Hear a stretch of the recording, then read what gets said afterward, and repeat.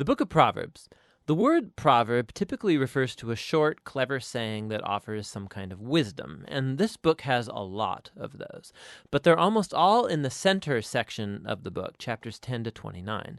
But there is way more going on in the book of Proverbs, especially at the beginning, chapters 1 through 9, and the conclusion, chapters 30 and 31. The book's been designed with an introduction, chapter 1, verses 1 through 9, and it first of all links this book to King Solomon. Now remember the story in 1 Kings chapter 3. Solomon had asked God for wisdom to lead Israel well. And so Solomon became known as the wisest man in the ancient world. And we're told in 1 Kings chapter 4 that he wrote thousands of proverbs and poems and collected knowledge about plants and animals. So Solomon was like the fountainhead of Israel's wisdom literature.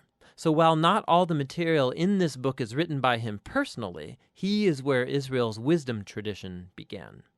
The introduction says that by reading this book, you too can gain wisdom. Now, wisdom for most of us means knowledge, but the Hebrew word chokhmah means much more than just mental activity. It refers to action also.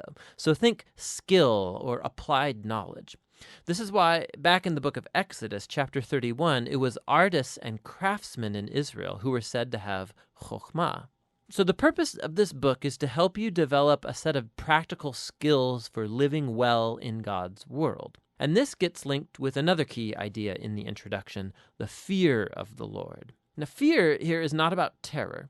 It's about a healthy sense of reverence and awe for God and about my place in the universe. It's a moral mindset that recognizes I am not God and that I don't get to make up my own definitions of good and evil and right and wrong. Rather, I need to humble myself before God and embrace God's definition of right and wrong, even when that's inconvenient for me.